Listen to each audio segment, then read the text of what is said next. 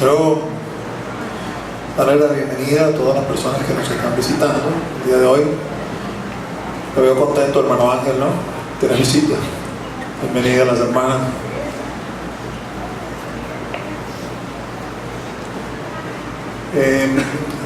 Ustedes saben que durante un buen tiempo estuve dándoles reportes a propósito de mamá, después de la caída, de la operación, todo lo que estuvimos orando. De un tiempo para acá no les había mencionado nada. Algunos de ustedes me han preguntado en el pasillo. De una manera intencional ya había dejado de hablar del asunto porque estaba esperando este momento. Mamá está ahí atrás. Levanta tu mano, mamá.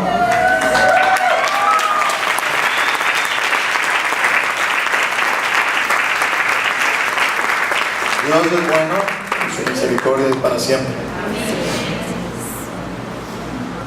Ella me dijo, voy a ir porque quiero dar gracias por las oraciones que han hecho.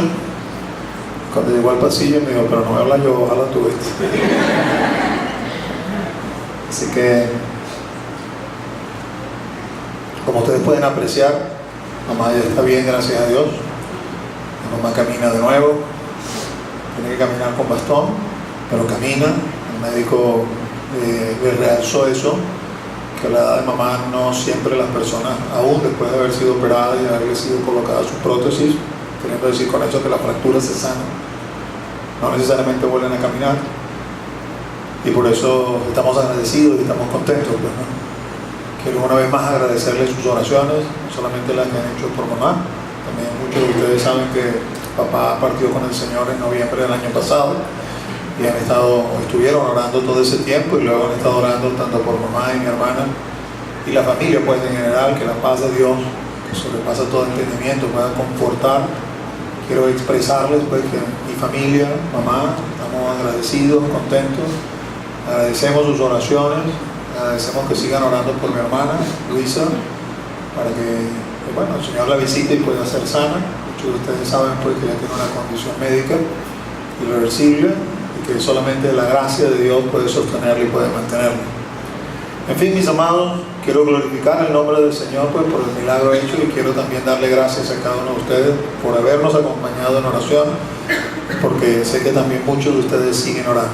Que Dios les sepa recompensar grandemente. Incline su rostro y vamos a orar antes de empezar a predicar. Padre, en el nombre de Jesús, nombre que es sobre todo nombre, venimos ante tu presencia en esta tarde ya, agradecidos, y te pedimos, Señor, que tu Espíritu Santo esté aquí en medio de nosotros, que tú fluyas, que tu palabra, Señor, que tú has soltado para el día de hoy no vuelva a ti vacía, sino que en conformidad con el propósito que tú le envías, toque nuestros corazones y haga la obra, Señor. Nos aliente, consuele, conforte, anime, exhorte, Señor.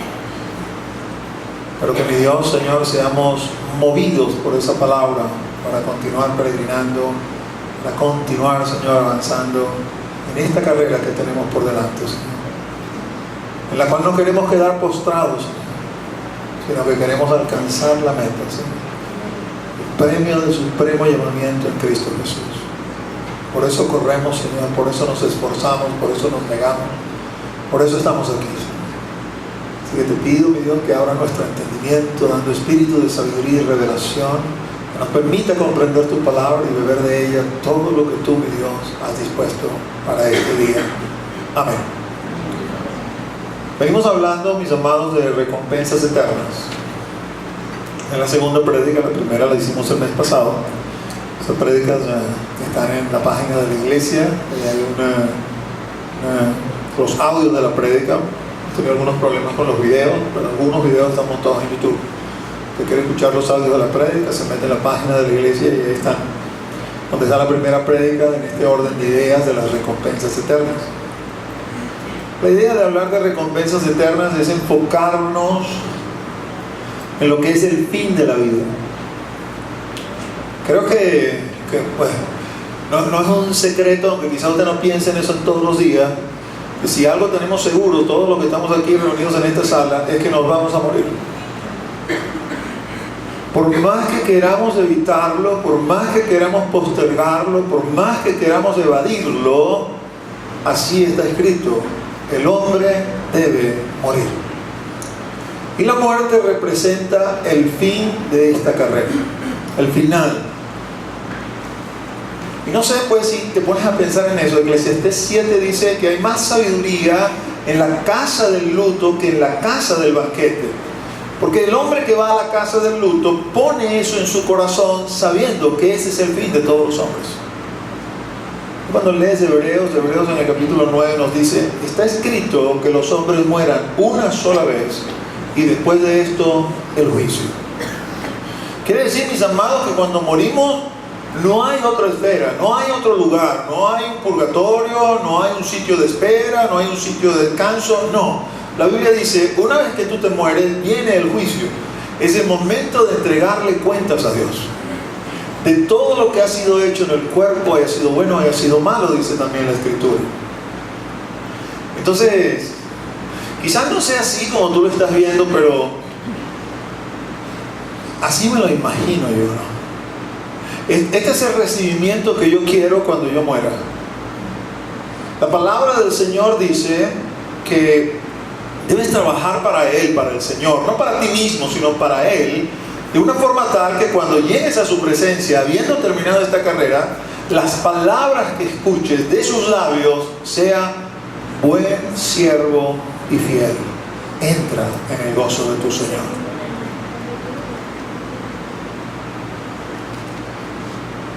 Porque hay otras palabras, las que no quiero escuchar, pero de las cuales también Él nos habla en el Evangelio y dice: no os conozco, apartados de mí, hacedores de maldad. Es decir, mis amados, cuando el Señor venga, porque también es otra cosa, el Señor viene y viene físicamente, o si nos vamos nosotros antes con Él, hay solamente dos posibilidades: o entramos con Él en vida eterna, o pasamos a condenación eterna. O escuchamos las palabras: buen siervo y fiel, entra en el gozo de tu Señor, o escuchamos las palabras: no te conozco, hacedor de maldad, apartados de mí. Hablar de las recompensas eternas tiene que ver cómo me labro esas recompensas eternas acá en vida, porque esas no se van a labrar luego. No es que yo me tengo que morir y entonces otros aquí van a comenzar a rezar por mí para que yo me labre algo allá. Eso no es así, así no está escrito. Usted y yo, cada uno, se labra aquí mismo en función de la respuesta que le demos a Jesús, su destino eterno. ¿Tiene sentido hablar de recompensas? Apocalipsis 22, como la lámina. Dice que el Señor, hablando de sí mismo, dice: yo vengo pronto y mi galardón conmigo para recompensar a cada uno según sea su obra. El mismo Señor nos asegura: yo voy a regresar otra vez, porque yo voy a asumir el reino de David mi padre. Yo voy a ser el rey, el gobernante sobre toda la tierra. La tierra va a conocer paz y justicia cuando yo retorne. Y cuando yo retorne, yo vengo con una recompensa. Y voy a dar esa recompensa a cada uno según sea su obra.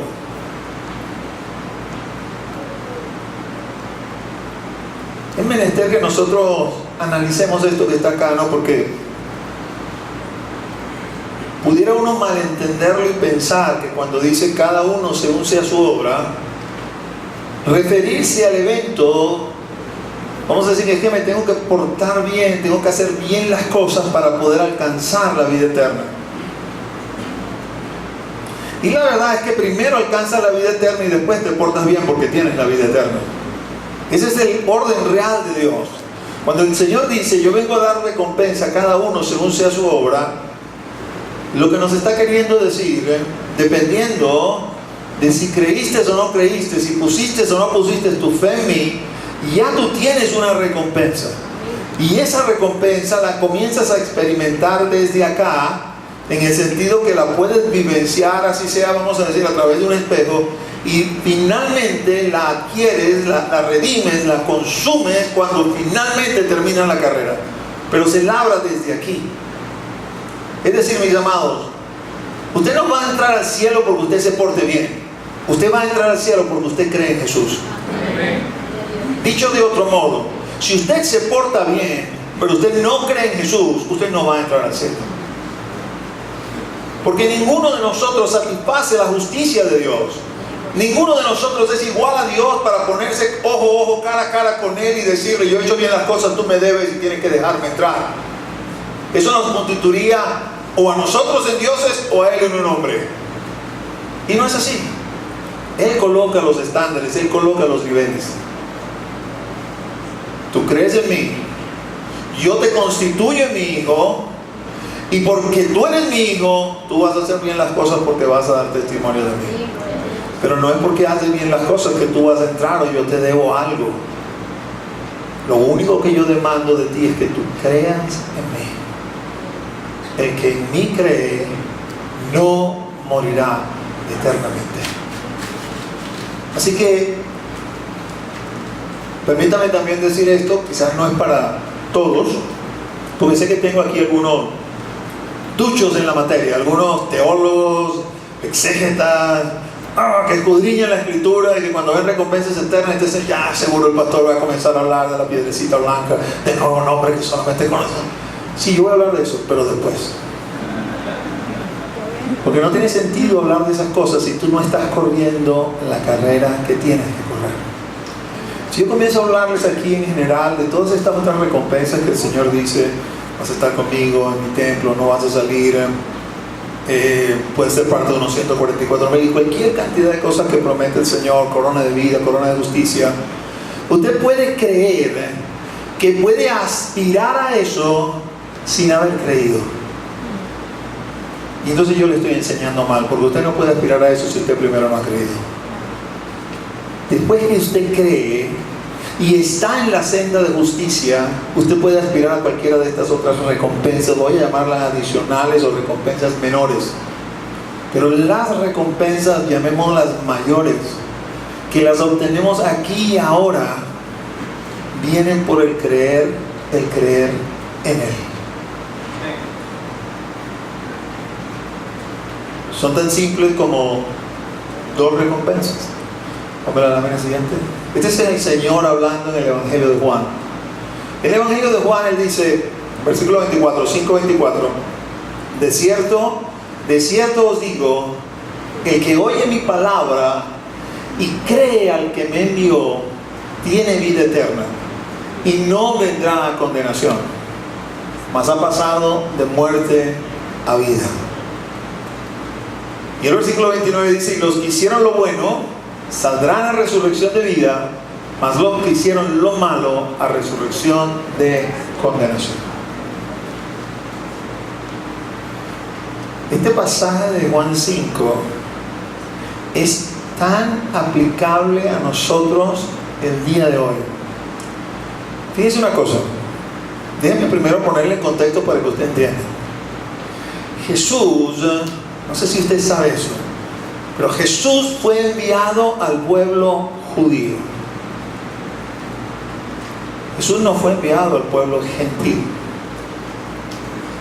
Veo caras de personas que no conozco, así que no puedo decir que no hay ningún judío en medio de nosotros, pero de los que conozco sé que ninguno de nosotros somos judíos. Todos somos gentiles. Y es importante que nosotros sepamos eso. No sé si logró prestar atención a lo que decía el hermano Corro cuando daba la Santa Cena, pero en el profeta Isaías, el padre le promete al hijo: tú no solamente vas a recomponer a Israel, porque eso no me es suficiente, tú también me vas a recomponer todas las naciones. Pero antes de recomponer todas las naciones, él tenía que recomponer a Israel. Y antes que nosotros los gentiles levantemos nuestra voz de protesta diciendo ¿por qué?, no olvides que Él es Dios y es soberano. Él lo determinó así. El plan de Dios fue así.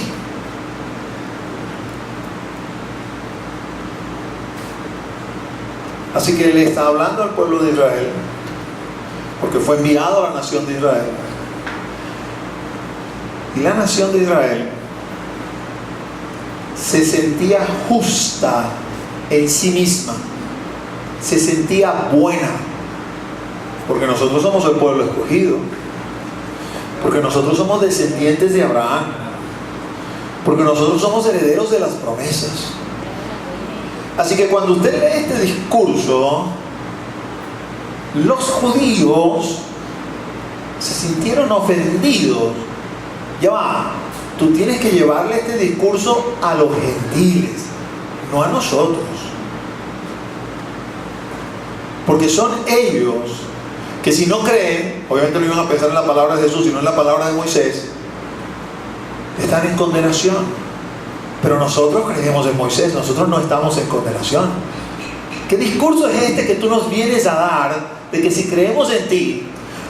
Algunos de ellos lo reconocían como maestro, como un rabí, pero un rabí joven de apenas 30 años, en tu palabra, en lo que tú nos estás diciendo, es que vamos a tener vida eterna y que si no creemos en ti, entonces estamos en condenación, porque eso es lo que le está diciendo. El que oye mi palabra y cree que me envió tiene vida eterna y no vendrá a condenación. Está implicando que lo contrario es exactamente la condenación. ¿Y por qué se parece tanto a nosotros hoy en día? Difícilmente tú vas a conseguir a alguien en Venezuela que diga que no es cristiano. Difícilmente vas a conseguir a alguien en Venezuela que diga que no es bueno y que no va para el cielo. Es muy difícil, porque culturalmente hemos sido levantados así. Hemos sido levantados culturalmente de que nosotros somos hijos de Dios porque somos hijos de Dios, pues. Nadie se ha molestado en ir a la Escritura, o pocos se han molestado en ir a la Escritura para descubrir que no, nosotros no somos todos hijos de Dios, nosotros somos todos creación de Dios. Pero la condición de hijo de Dios es una gracia que Dios concede a todo aquel que en Él cree, no a la manera de la persona, sino a la manera de Dios. Porque es otra cosa que usted consigue frecuentemente aquí. Bueno, mire chico, realmente creemos en el mismo Dios, lo que pasa es que tú crees a tu manera y yo creo a la mía. Por eso este discurso se adapta mucho a la predicación hoy en día, porque todo el mundo se cree justo en su propia opinión y todo el mundo cree que va para el cielo. Pero este mensaje retumba a través de los siglos y de las edades.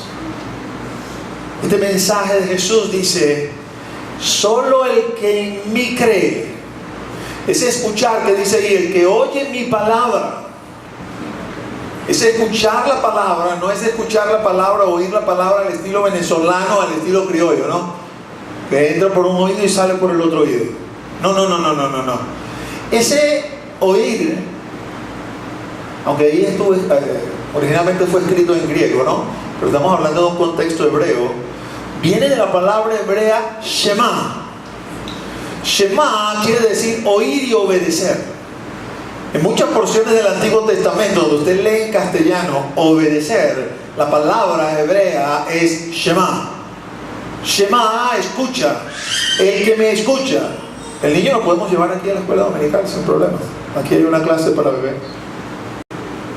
O un sitio donde pueden estar los bebés. Este Shema que aparece aquí es: escucha mi palabra y obedécela. Es decir, para que tú muestres que realmente crees en mí, tú tienes que obedecerme.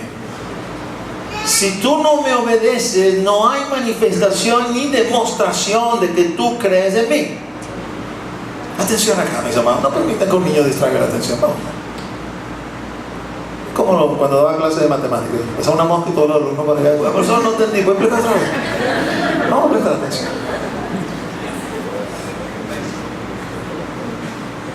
Es la obediencia la que marca si yo creo o no creo, si escucho o no escucho. En el Sermón del Monte, Mateo 7, versículo 20 en adelante, el Señor va a hablar y va a decir: no todo el que me dice Señor, Señor entrará en el reino de los cielos, sino aquel que hace la voluntad de mi Padre que está en los cielos. Por sus frutos los conoceréis.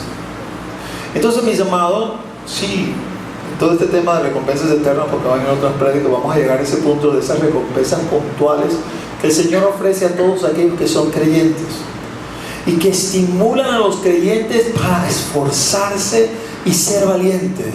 Como le decía el Señor a Josué: esfuérzate y sé valiente. Aspira a alcanzar lo máximo que te puedo ofrecer. Niégate, sacrifícate, ponte, si es preciso, en holocausto delante del altar, con tal de agarrar lo máximo que te puedo dar. Pero eso únicamente sucede cuando ya eres creyente, y creyente genuino. Es más fácil predicar en un país musulmán que en este país. Todo el mundo dice, susto, en el país musulmán te pueden matar. Si te matan, te vas con el Señor. Ciertamente, desde la perspectiva humana de peligrosidad, pues predicar allá en un país musulmán es mucho más peligroso que predicar aquí. ¿Qué es lo que te puede pasar aquí? Que te digan loco, que te digan aleluya, que te echen unos papeles, que te manden a sentar, que te manden a callar. Eso es lo más que va a pasar aquí. La dificultad al predicar es que cuando escuchan el mensaje de Jesús, no tienen nada que decirme, ya yo lo conozco, ya yo lo aprendí, desde chiquito me lo sé. Pero lo que pasa es que lo que te sabe no concuerda con la Biblia. Y la Biblia es la única palabra de Dios. Entonces se hace difícil predicar porque la persona siente que no tiene necesidad de escuchar, que ya se lo sabe, que ya lo conoce. Mientras que el musulmán, hay unos que Dios no los ha tocado, no lo va a escuchar nunca. Pero aquel que Dios lo ha tocado está sediento de saber de ese Jesús, del cual jamás ha escuchado.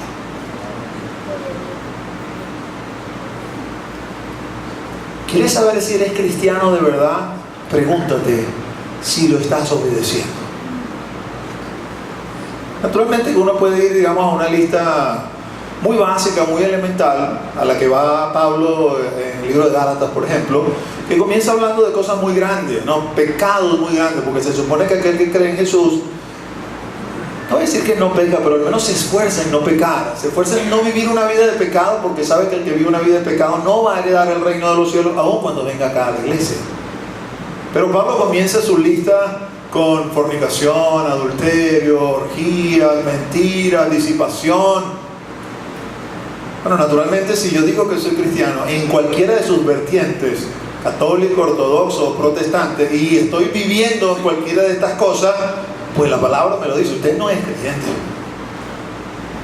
No importa que vayas a tu culto, que escuches tu sermón, tu homilía, no importa que te dé golpe de pecho, que digas que te arrepientes, en la medida que estés viviendo en esa condición, la palabra te dice, usted no va al reino de los cielos. Usted realmente no cree en mí. Yo soy santo y los que creen en mí son santos también. Es decir, no es que son santos en el sentido que tienen alas y que tienen una aureola. No, son santos porque se esfuerzan en obedecerme. Se esfuerzan en hacer las cosas como yo demando, como yo exijo, como yo requiero. El que oye mi palabra y cree que me envió tiene vida eterna. Hasta que nosotros no entendamos la carga del pecado sobre nuestras vidas y cómo el creer en Él nos liberta de esa carga, jamás podremos experimentar el gozo, la gratitud, la explosión de alegría que hay dentro de nosotros al sabernos salvos, que tenemos vida eterna. Mira, cada uno de nosotros, otro lugar común a la hora de tú hablar, de predicar, te dicen, no, es que yo soy cristiano desde chiquito, yo nací cristiano. No existe tal cosa como nacer cristiano. Usted se convierte al cristianismo en el momento que de su propia voluntad se arrepiente de sus pecados y baja las aguas.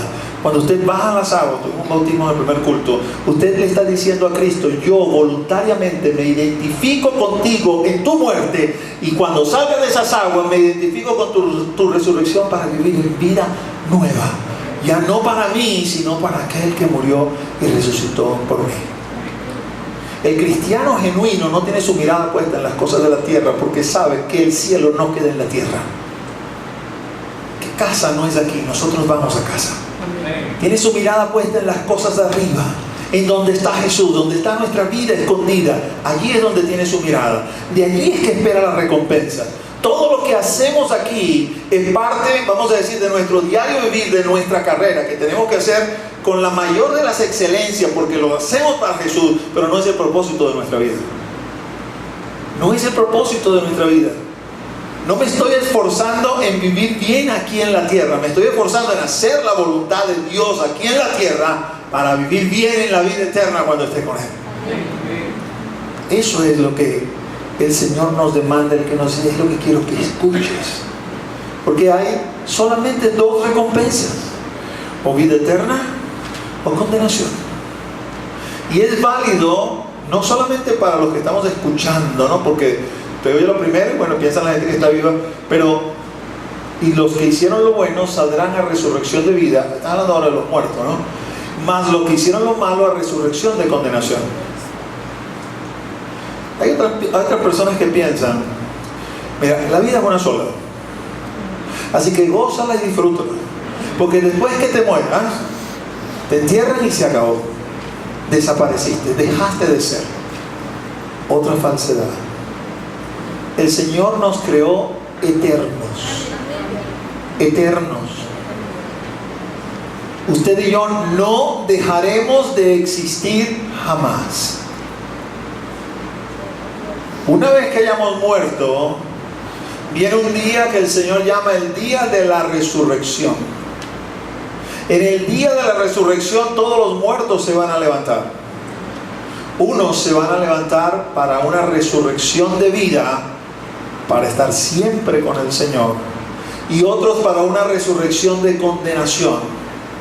Una resurrección de condenación es ese lugar que el Señor llama donde hay el lloro y el crujir de dientes, donde el gusano nunca muere, donde el fuego nunca se apaga. ¿Sabe qué es interesante reflexionar cuando usted lee los evangelios y saca la cuenta? Porque llegado el siglo XXI, usted va a conseguir gente que, bajo influencia de ciertos patrones, vamos a decir, de la civilización, le va a decir: usted no debe predicar de esa forma, porque eso no va a atraer a la gente, eso va a hacer que la gente se vaya. Usted tiene que hablar del amor de Cristo, porque el amor de Cristo es lo que va a hacer atraer a la gente. Ahora, cuando usted lee los evangelios, usted consigue que hay más manifestación o expresión o explicación de lo que es el infierno y lo que es la condenación, que lo que es el otro lado, lo que es el cielo. No es que el Señor no haya hablado del cielo, pero habló muchísimo de la condenación, como para decirle: huyan de eso, porque es real, porque está latente, porque está a la vuelta, porque está a la puerta. ¿Y cuál es la manera o la forma en que vamos a huir de eso? Y Él dice: es a través de mí. El que me escucha, el que cree en mí, tiene vida eterna. Y cuando usted tiene vida eterna, entonces usted puede caminar con seguridad y con certeza: cuando me muera voy a estar con Él. Cuando me muera recibiré de esas recompensas que el Señor ha prometido. Aunque esté muerto, voy a vivir, porque me levantaré para resurrección. Para resurrección de vida, porque he creído en Él aquí, no para una resurrección de condenación. Y eso es lo que yo quiero que usted vaya metiéndose en el corazón el día de hoy. Fíjese, les expresé este andar como una carrera que estamos haciendo. Hay un personaje, vamos a decir así, dentro de esta carrera, que Pablo lo va a explicar a los hermanos de Éfeso de esta forma. Los hermanos de Éfeso se parecen mucho a nosotros, porque los hermanos de Éfeso son, o eran gentiles, ¿no? Y Pablo, que es el apóstol de los gentiles, fue a predicarle la palabra y se convirtieron, ¿no? Pero una vez que están convertidos, Pablo les escribe para instruirles, para enseñarles, para que entiendan, para que sepan, para que prediquen y vivan el genuino evangelio y no uno que se invente. Dentro de las cosas que le dice a los hermanos de Éfeso, capítulo 2, versículo 1 al 3, dice: y Él os dio vida a vosotros cuando estabais muertos en vuestros delitos y pecados, en los cuales anduvisteis en otro tiempo, siguiendo la corriente de este mundo, conforme al príncipe de la potestad del aire, el espíritu que ahora opera en los hijos de desobediencia, entre los cuales también todos nosotros vivimos en otro tiempo, en los deseos de nuestra carne, haciendo la voluntad de la carne y de los pensamientos, y éramos por naturaleza hijos de ira, lo mismo que los demás. En estos 3 versículos Pablo le explica a los gentiles, esta era su condición antes de creer.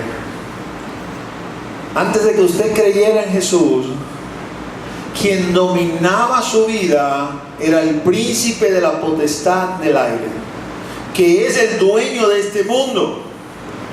Conforme lo podemos experimentar o leer en Lucas capítulo 4, cuando tienta a nuestro Señor Jesús y le dice a Jesús, si tú te postras y me adoras, yo te voy a entregar todos los reinos del mundo porque a mí me han sido dados. Y no estaba mintiendo. En la caída el hombre entregó toda su autoridad en las manos de Satanás.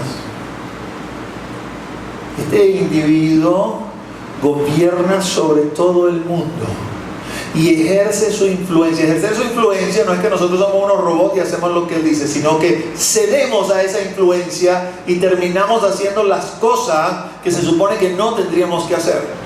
Ahora, cuando usted lee el pasaje, usted esperaría conseguir, al menos yo esperaría conseguir otra cosa, porque si me viene hablando de algo espiritual, yo esperaría que, no sé, me dijera que estoy como hipnotizado, en trance, algo que no logro entender. Pero no, dice, en los deseos de nuestra carne, haciendo la voluntad de la carne y de los pensamientos. La influencia del príncipe de la potestad del aire se termina manifestando cuando usted, permíteme decirlo en criollo usted lo diría de esta forma: yo soy mayor de edad y de este domicilio y yo hago lo que me da la gana. Eso es una manera coloquial de expresar eso que está allí. Ningún cristiano que se precie de cristiano hace lo que le da la gana. Los cristianos genuinos hacemos la voluntad de Dios. Lo que le da a Él la gana. Eso es lo que hacemos. Y aunque lo que Él quiera sea contrario a lo que yo quiera, al igual como hizo Jesús, el Hijo, le decimos: Padre, no como yo quiera, sino como tú quieras. Y es interesante este discurso porque Pablo es un judío. Es decir, Pablo era parte del pueblo de Dios por la promesa. Quizás tendría que extenderme mucho para explicar un poco más acerca de esto, pero quiero que entienda algo. Jesús, de la boca de Jesús, en Juan capítulo 4, Él le dice a la samaritana: la salvación viene de los judíos. Así que si aquí entre nosotros cristianos hay algún antisemita, tiene que ir a arrepentirse, porque a quien nosotros seguimos y le decimos maestro, dijo: la salvación viene de los judíos, porque Él mismo era judío y Él es el Salvador. Y cuando Él regrese a la tierra, Él no va a gobernar desde Roma, no va a gobernar desde Nueva York, no va a gobernar desde Tokio, no, Él va a gobernar desde Jerusalén. Amén. Porque Él viene a reclamar el reino de David su padre, a quien Dios el Padre le prometió: yo te daré un heredero que gobernará durante 1000 años toda la tierra. Y ese heredero es Jesucristo. Amén. Pablo viene de ese pueblo, Pablo es judío. Pero Pablo, a diferencia de Jesús, que fue enviado a los judíos, fue enviado a los gentiles. Y gracias a que fue enviado a los gentiles, usted y yo estamos aquí. Porque si no, no tendríamos esperanza. Seríamos otros gentiles más perdidos. Pablo le habla y les dice a los gentiles estas verdades. Pero fíjese que cuando escribe la última parte, ahí donde subrayé, todos nosotros vivimos. Pablo, ¿tú también? Sí, yo también. Pero ¿cómo tú, si tú eres judío? Sí, pero el hecho de ser judío no me hace salvo por naturaleza. Aún habiendo nacido judío, antes de yo conocer al Cristo, antes de yo convertirme al Señor de la vida, yo anduve en los deseos de mi carne, en la voluntad de mi carne y de mis pensamientos. Y Pablo, cuando pensaba acerca de eso, se sentía muy mal, porque él decía: usted sabe cómo yo expresé mi voluntad, usted sabe cómo yo expresé mis deseos, persiguiendo la iglesia y matando a la iglesia. Cuando Pablo se consigue con Jesús en el camino a Damasco, la Escritura dice que él iba airado, bravo, molesto. ¿Molesto con quién? Con esos que se llaman, en ese entonces no se llamaban cristianos, se llamaban nazarenos. Con esos nazarenos que andan pervirtiendo el camino. Le había pedido permiso a los sacerdotes, iba con cartas de los sacerdotes para ir a Damasco, allá en Damasco, la capital de Siria, a apresar a aquellos que estaban siguiendo el camino y quizás hasta traerlos de vuelta a Jerusalén para allí, no sé, condenarlos, hasta matarlos inclusive. Pablo avaló la muerte de Esteban, el primer mártir, porque cuando el grupo de judíos que lo iba a apedrar se quitaron las ropas y ¿quién nos cuida la ropa? Salió Pablo, yo se las cuido, démela. Toda la ropa la pusieron ahí a los pies de Pablo y él cuidó la ropa mientras los otros lo apedreaban. Y cuando Pablo se consigue con Jesús en ese camino, su vida es transformada. Él reconoce que es el Señor, porque le dice: Señor, ¿qué quieres que yo haga? Después de preguntarle quién eres tú, y él le dice: yo soy Jesús a quien tú persigues. Dura cosa te da cosas contra el aguijón. ¿Qué quieres que haga? De inmediato se puso bajo su voluntad y bajo sus designios. Tú y yo tenemos que marcar en nuestra vida un punto donde nos conseguimos con Él, donde dejamos de hacer lo que nosotros queríamos, lo que a nosotros nos parecía, y comenzamos a hacer estrictamente su voluntad, porque eso es lo que marca la diferencia de esta carrera. Esta carrera, cuando el Señor habla acerca de los caminos que conducen hacia Él, es uno solo por cierto, Él dice: el camino que conduce a la vida, la puerta es angosta, el camino es estrecho, pocos son los que entran por él, pero el camino que conduce a la muerte, ese es amplio, es espacioso, y muchos entran por ese camino, y muchos van caminando en ese camino y piensan que es camino de vida, pero le pasa como el proverbista: su final es camino de muerte. Amados hermanos, amadas hermanas, amadas visitas que están acá, hoy es el tiempo de salvación, dice el Señor. Hoy es el tiempo de levantar nuestra mirada y verlo a Él y entender si he estado caminando por el camino equivocado, un camino que a mí me ha parecido que estaba bien, pero no está bien, porque no está en conformidad con los caminos que Él determina. Ese es otro tema, ¿no? Porque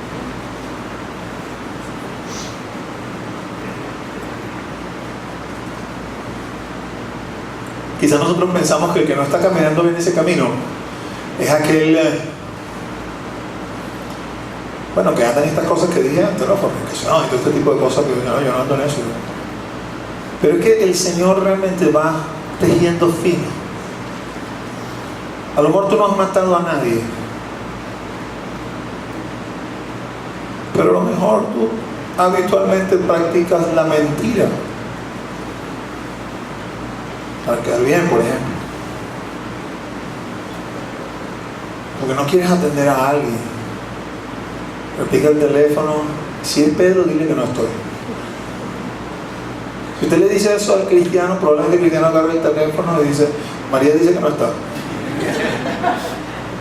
¿Por qué no van a mentir? ¿Y por qué pongo este ejemplo? Porque a veces somos flexibles con el aspecto de la mentira, pero resulta que cuando usted va a los mandamientos, los 10 mandamientos escritos por el dedo de Dios, Moisés trae una tabla y yo voy a escribir con mi dedo. 2 veces lo hizo. Escribió: no matarás, pero también escribió: no mentirás. El mismo juez escribió las 2 cosas. ¿Cómo yo me voy a sentir mejor que el que no mata? Porque si yo digo mentira, y bueno, obviamente la mentira no está tan grande como el matar.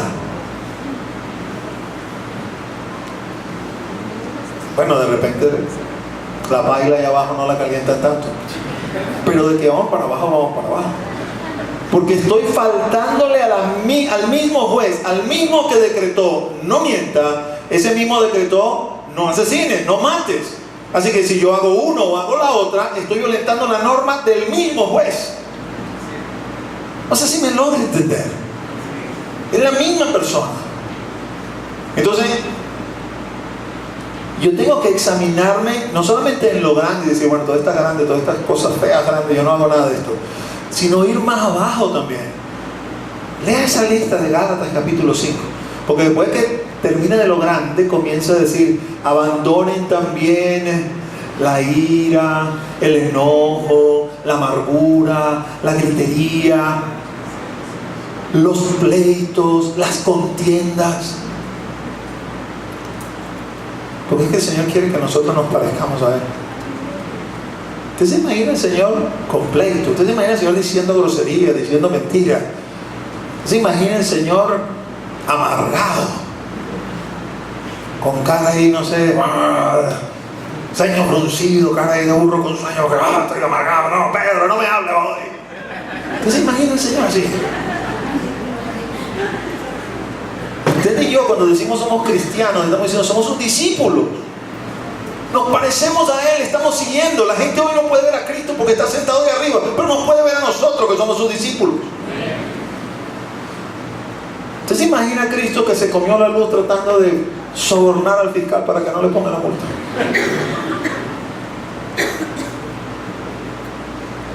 O si Cristo es el fiscal, ¿cuánto es para eso? A ver cómo arreglamos el asunto. Pero decimos, soy cristiano. No, usted no es cristiano.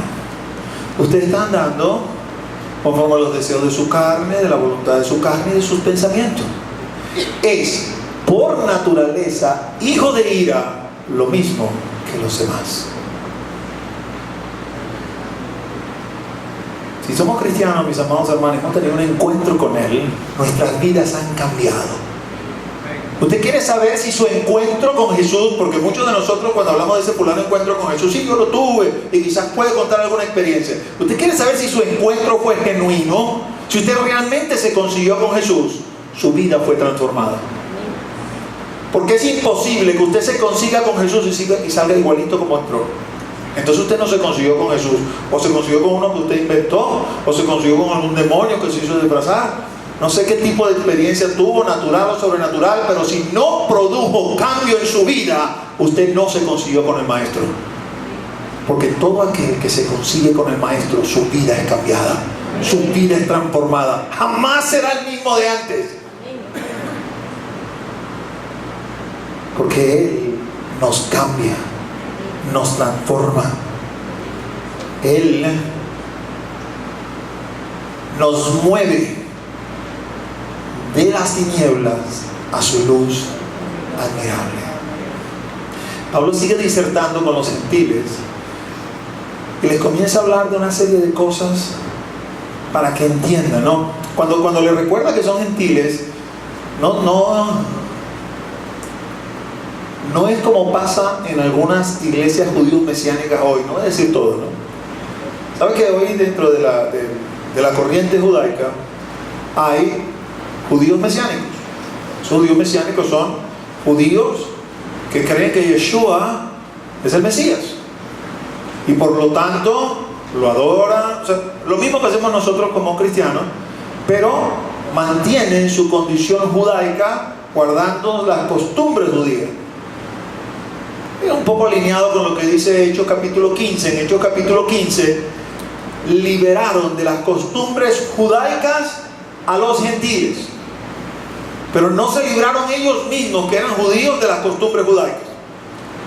De hecho, usted ve posteriormente en Hechos 26 a un Pablo rapándose por causa de unos votos que había hecho con el propósito de entrar al templo y cumplir con esos votos que había hecho el Señor.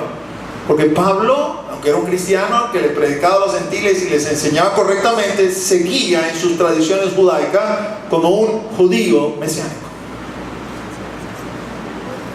Ahora, el hecho de ser un judío mesiánico no lo hace mejor que nosotros, gentiles cristianos o gentiles mesiánicos, si nos queremos llamar así, que reconocemos a Yeshua como el Mesías. Aunque en algunas congregaciones judíos mesiánicas sigue siendo así. Cuando Pablo nos recuerda que somos gentiles, es para producir en nosotros un corazón agradecido. Cuando fui a una congregación judío mesiánica a celebrar Pesaj junto con ellos, la Pascua, el líder que estaba celebrando, primero que nos sentó, por un lado se sientan los judíos mesiánicos, por otro lado nos sentamos nosotros los gentiles, y cuando le tocó ministrar, se dio la espalda y nos dijo: yo sé que ustedes son mis hermanos, pero ustedes son gentiles, no les puedo dar el rostro. O sea, nos dio la espalda y ministró de cara a la parte judaica de la congregación. Eso no es lo que Pablo quiere enseñar acá cuando nos dice: no te olvides de que eres gentil. Lo que quiere es entiende que en tu condición de gentil no eras merecedor de absolutamente nada, pero ahora Jesús te ha hecho cercano. Jesús te ha traído para que seas parte del pueblo. Él expresa en Efesios 2, 11 y 12: por tanto, acordaos de que en otro tiempo vosotros, los gentiles en cuanto a la carne, erais llamado incircuncisión por la llamada circuncisión hecha con mano en la carne. En aquel tiempo estabais sin Cristo, alejados de la ciudadanía de Israel y ajenos a los pactos de la promesa, sin esperanza y sin Dios en el mundo. Pero ahora tenemos esperanza. Ahora tenemos Dios. Ahora estamos involucrados en todos esos pactos de las promesas. Hemos sido constituidos sus hijos. Hemos sido llamados por el Rey y vamos a comer en su mesa. Pablo dice: no te olvides de dónde te sacó, para que siempre tengas un corazón agradecido para con Él. ¿Saben, mis amados? Este camino cansa. Y yo no se lo voy a decir para desanimarlo, pero se lo voy a decir con la propiedad de quien tiene 35 años caminando en este camino. Porque como por un lado le voy a decir que el camino cansa, también le voy a decir que cuando estás cansado en medio del camino y levanta tus manos a Él, Él te socorre y te ayuda para que no quedes postrado en el desierto y puedas seguir adelante. Cuando estás cansado en medio del camino, vienes a una porción como esta y comienzas a recordar lo que eras, comienzas a recordar lo que hiciste, comienzas a recordar el lodazal en que te encontrabas, del cual Él te sacó, y ese corazón agradecido comienza otra vez a reverdecer. Ese corazón agradecido comienza otra vez a cobrar fuerza, porque sé de dónde me has sacado y sé a dónde me has traído, sé quién soy y sé a dónde me llevas. Y eso es lo que Pablo pretendía. ¿Quieres hablar de las recompensas eternas, esas bellas y hermosas de Apocalipsis? Primero tienes que caminar en sendas de justicia y de rectitud. Primero tienes que caminar en vida eterna. Tenemos que movernos de ese primer fundamento, que es el fundamento de las obras muertas. El fundamento de las obras muertas es aquel que habla a propósito: deja el pecado, pero no solamente deja el pecado, deja todo lo que te estorba para caminar esta carrera. Deja todo lo que te estorba para caminar esta carrera. El premio del supremo llamamiento es Él, y solo Él, más nadie, sino solamente Él. Y Él nos anima de esta forma. Pónganla la gana. Romanos 6:22, versículo que conocen ustedes. Este versículo lo estuvimos predicando hace 2 años. Eso también lo puede conseguir ahí en la página de la iglesia, o lo puede conseguir en el YouTube. Lo exprimimos todo lo que el Señor tenía para nosotros en ese año 2017, y con toda seguridad hay más que sacar de allí. Mas ahora que habéis sido libertados del pecado y hechos siervos de Dios, tenéis por vuestro fruto la santificación y como fin la vida eterna. Este es Pablo exponiéndole a la iglesia de Roma el Evangelio de Jesucristo. Cuando usted lee todas las epístolas, la mayoría de las epístolas están dedicadas a los gentiles. Pablo va a escribir 14 epístolas. De esas 14 epístolas, 4 son pastorales.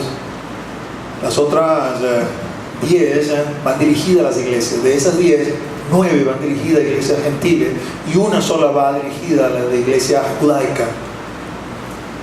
Y es notoria la diferencia entre las 9 cartas dirigidas a la iglesia gentil y la carta dirigida a la iglesia judaica.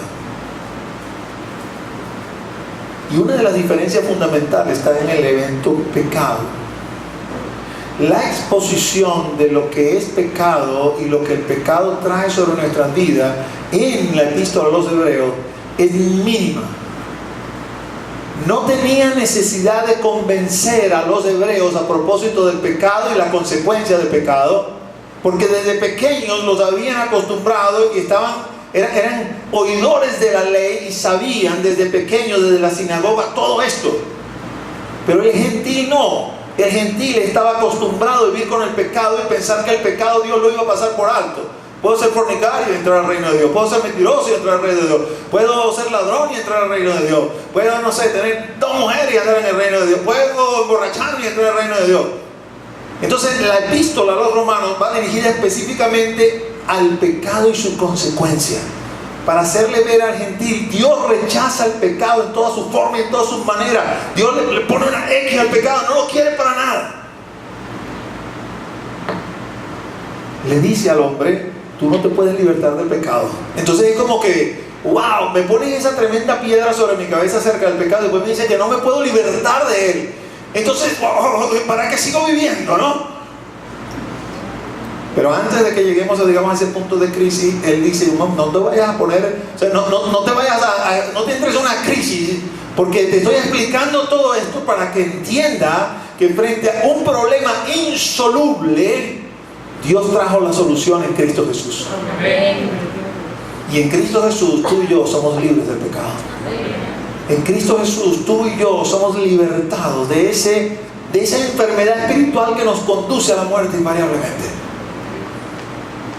Y después que le ha explicado eso, en Romanos 6:22 concluye: mas ahora que habéis sido libertados del pecado y hechos siervos de Dios. La manera en que lo redacta está para decir, tú no te puedes libertar del pecado y mucho menos te puedes hacer siervo de Dios.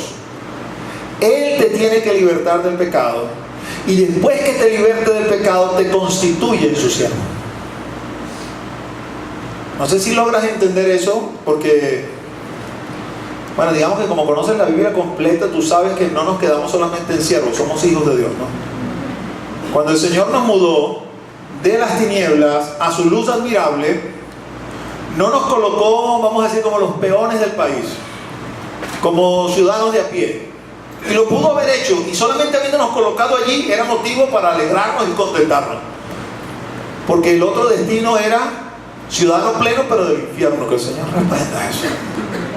Entonces, que nos moviera de esto para este lado y aquí nos colocaras con el vulgo, era motivo para alegrarnos y contentarnos. Así como lo supo el hijo pródigo en su corazón: volveré a la casa de mi padre, y cuando llegue delante de mi padre le voy a decir, papá, he pecado contra el cielo y contra ti, no merezco ser tu hijo, ponme como uno de tus siervos, y eso será suficiente para yo ser feliz. Pero el padre le dijo, no, tú no vas a ser uno de mis siervos, tú vas a ser mi hijo nuevamente. Y lo mandó a vestir con vestiduras nuevas y mandó a hacer fiesta porque su hijo había regresado, había retornado.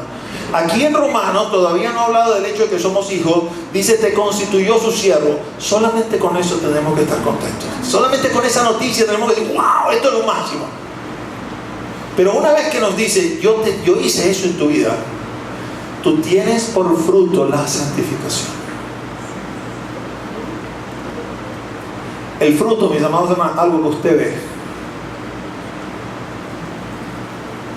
Usted puede de repente estar contemplando una mata y si alguien le dice, mira, esa mata es de mango. Oye, pastor, ¿cómo sabes tú que esa mata es de mango? Tiene mangos. El fruto te da a conocer de qué mata es. Y tú lo ves y dices, limón. Sí, hay gente de repente que se equivoca, ¿no? Porque no conoce mucho de agricultura.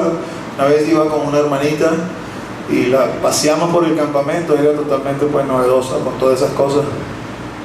Esto es yuca, le dijimos, y comenzó, ¿y dónde está la yuca? No, hermanita, ¿qué hace por debajo? Esa sí no se ve.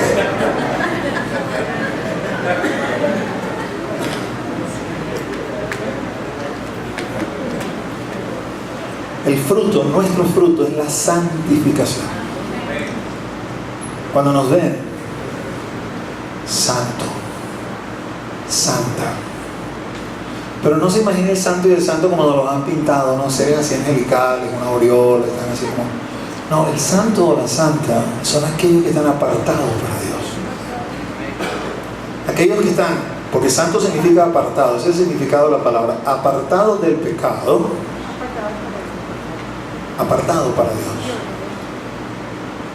No son cristianos que se definen a sí mismos, yo soy un pecador arrepentido. Porque detrás de ese lamento, todo lo que están es justificando su vida de pecado. Es que yo estoy en este tabernáculo de carne, no lo puedo evitar. O sea, usted borró de su Biblia Filipenses 4:13 que dice, todo lo puedo en Cristo que me fortalece. Usted no es un pecador arrepentido. Usted es un santo que peca ocasionalmente. Porque el Espíritu de Dios está en usted. Y el Espíritu de Dios no puede pecar. Así está escrito en 1 de Juan. Usted tiene que permitir que el Espíritu de Dios crezca dentro de usted y lo conduzca de una forma tal que usted se comporte a la altura de las demandas de Dios, de manera tal que usted se aleje del pecado. Y eso es perfectamente posible, no con sus fuerzas, sino con las fuerzas de Dios. Pero no solamente vive apartado del pecado, vive apartado para Dios. Usted no vive para usted, usted vive para Él. Los músicos pueden pasar. Y el fin que tenemos en nuestra vida es la vida eterna.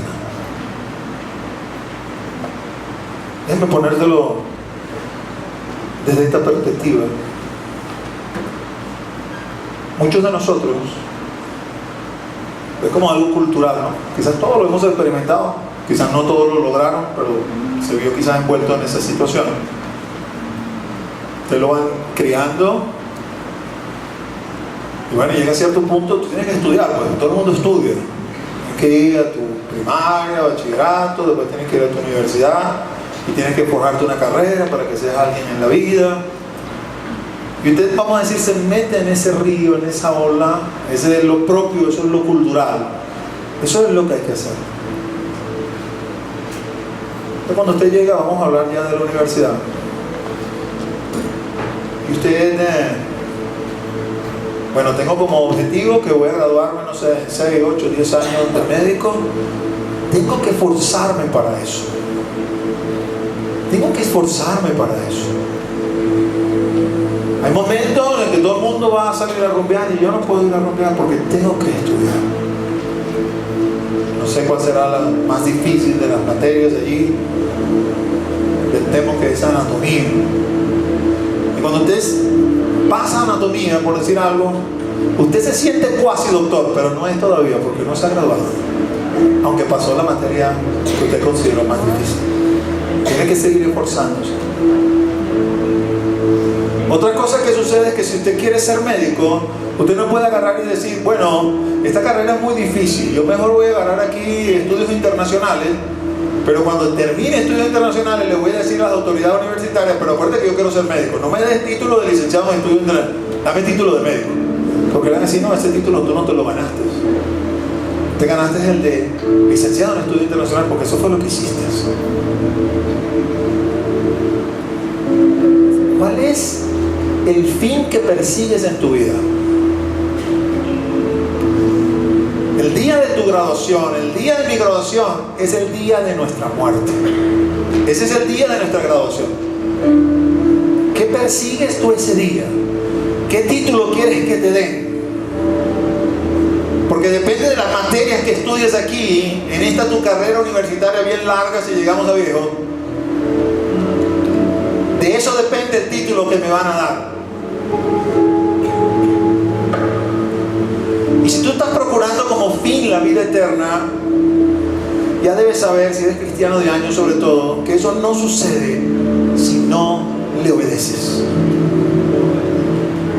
Es decir, si no agarras tu vida y la pones delante de Él y le dices a Él, yo quiero hacer tu voluntad en todos los aspectos de mi vida. Todos. Yo me convertí 19 19 años, a 3 meses de cumplir los 20, soltero. Y cuando se trató del tema matrimonio, del tema esposa, le dije al Señor: quiero una esposa que te tema. Sí, había leído lo de Paul, el libro de Cuarta Dimensión de Paul Young, y yo, mira, pídele ahí hasta del color de los ojos, el largo del pelo, cómo debe tener la talla de las piernas, cualquier cantidad de cosas.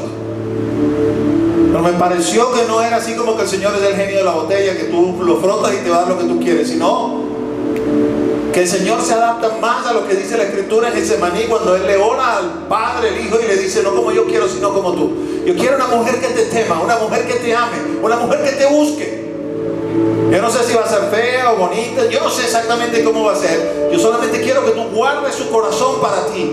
Una mujer que cuando comencemos a andar en este camino quiera también servirte como yo te quiero servir. Que no ame las cosas del mundo y me esté jalando para las cosas del mundo, sino que ame las cosas tuyas y me empuje hacia las cosas tuyas.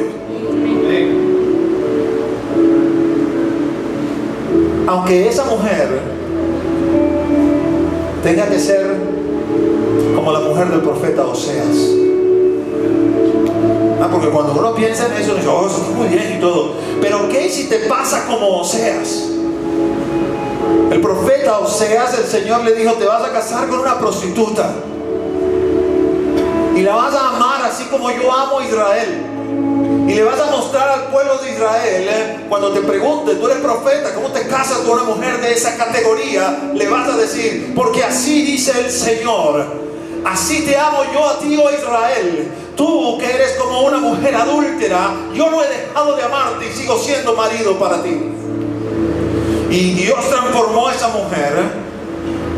Y Oseas supo que en esa mujer estaba su galardón, porque no estaba pendiente de aquí, de la tierra y de lo que iban a decir aquí en la tierra. Él estaba pendiente del galardón que venía allá arriba. Y si lo pongo en una perspectiva netamente humana de lo que eso representa para un hombre o para una mujer también, yo creo que la recompensa de Oseas va a ser significativa. Cuando Dios lo mire a los ojos y le diga: buen siervo y fiel, yo te pedí algo que no muchos hombres harían, y tú no me dijiste que no, me dijiste que sí, y lo hiciste. Porque la vida no camina en nuestra lógica, camina en la lógica del Señor. La vida no camina en la lógica de la civilización o de la cultura, del empuje cultural. Camina en el empuje de la Escritura, de lo que dice la Biblia. Yo no le voy a decir al Señor, o le puedo decir, yo le puedo decir: yo quiero estudiar tal o cual cosa. Estoy hablando quizás para los jóvenes que se convirtieron. Yo me convertí a la edad suya, pero depende de él que me diga sí o no. No tuve oportunidad de decirle, ya la estaba estudiando ingeniería, y el Señor simplemente la cortó. Me dijo: te vas a casar y te vas a ir a servirme.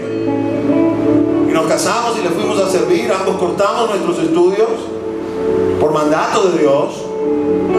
Y luego, cuando el Señor nos retornó ya viejos, nos puso otra vez a estudiar. No lo andábamos buscando. Ya de viejo lo que uno está pensando: tengo que trabajar, mantener a mi esposa, a mis hijos.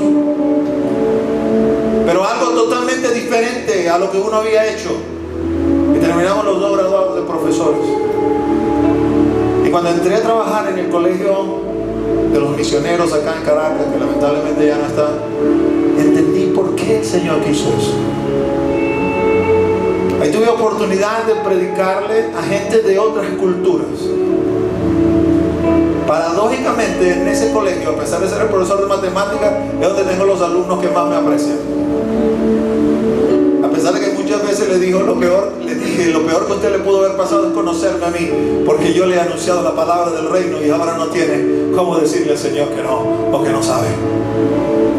Quizás también lo peor que le ha pasado a usted es que yo sea su pastor. Pero yo estoy libre de la sangre de todo, porque no he rehusado anunciarles el Evangelio tal cual como está escrito. Y usted verá luego de eso qué hace con eso.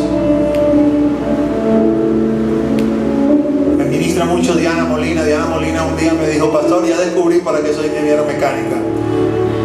Que conoce a Diana Molina sabe que está trabajando en la traducción de la Biblia al guarao. Nada que ver con la ingeniería mecánica. Y ella me dice: pastor, cuando escribo cartas a organismos y todo porque necesito cosas y firmo misionera Diana Molina, ni siquiera me contestan. Pero cuando firmo ingeniera Diana Molina, me contesta: ingeniera, ya pronto estamos dando nada. a hacer para que esto de ingeniería mecánica. Todo lo que hacemos en esta vida es para Él y por Él. Y sirve para lo que Él quiere. Tienes que cambiar tu mentalidad y no poner tu mentalidad en las cosas de la tierra, sino en las cosas del cielo. Porque no estamos acumulando tesoros aquí en la tierra, estamos acumulando tesoros allá arriba en el cielo. Donde ahí no hay ni orín, ni polilla, ni ladrones. Ahí está bien guardado en el banco del cielo, esperando por nosotros cuando sea el tiempo de que estemos allí con Él. Pero tenemos que limpiarnos, tenemos que purificarnos. Deja ya de coquetear con el mundo, porque quiero venir acá a la iglesia, pero también quiero ir a la discoteca. Quiero venir acá a la iglesia y quiero servirle al Señor, pero también quiero salir con los amigos a echarme palo. Quiero las cosas del mundo, pero también quiero las cosas de Dios. No es posible, dice Primera de Juan. Dice Santiago, no es posible. Santiago nos llama almas adúlteras, aquellos que coquetean con el mundo y coquetean con las cosas de Dios. O eres una cosa o eres la otra. La epístola de Santiago es tan dura que Lutero la quiso borrar del canon. Pero entendió que no tenía mucho sentido borrarla del canon, porque Santiago estaba diciendo la verdad. Demuéstrame tu fe con hechos. No me hables tanto y haz más para yo ver si realmente eres lo que dices. Amados hermanos, sí hay recompensas eternas. El Señor nos ha dado ahora salvación, en ella debemos caminar. Vienen cosas mejores luego de eso. Pero es menester que nosotros tomemos esto como nuestro fundamento, filosofía de vida. Mi fruto, lo que tiene que ver la gente en mí es la santificación. Y el fin, el propósito que tengo de esta vida es la vida eterna. No una carrera, no un negocio, no un matrimonio, no unos hijos, no una casa, no un carro. La vida eterna. Todas las otras cosas son en añadidura. Y si el Señor me las da, van a servir para el reino de alguna forma. Pero no son el fin de mi vida. El fin de mi vida es alcanzar la vida eterna. Pónganse de pie, vamos a tener un tiempo de oración antes de terminar.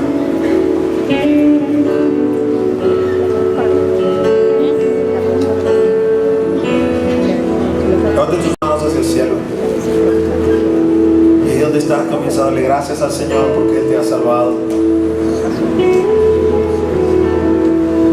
Y donde estás, comienza a pedirle al Señor, si aún no le conoces el Espíritu y en verdad, que Él te visite y que puedas conocerle el Espíritu y en verdad. Jesús le dijo a Nicodemo: os es necesario nacer del agua y del Espíritu para poder entrar en el reino de los cielos. Oh Señor, yo te ruego por esta grey que está acá reunida, Señor, estos convocados, porque nadie se acerca a ti si tú no lo permites. Y te ruego que tú hables y ministres a cada uno de nosotros. Yo te ruego, mi Dios, Señor, que tú nos toques, Señor. Espíritu de Dios, habla nuestro espíritu, santifícanos, revélate a nosotros, muéstrate a nosotros, enséñanos. Queremos andar en tus huellas, queremos andar en tus pisadas, queremos servirte, queremos alcanzar el ver tu rostro, conseguirnos contigo cara a cara.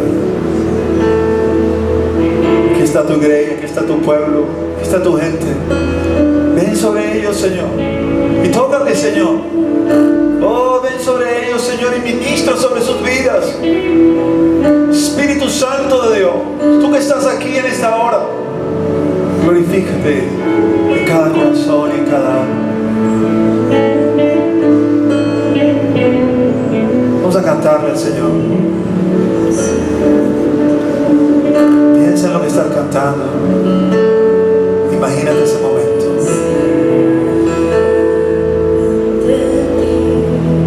Viene el día que estaremos ante Él.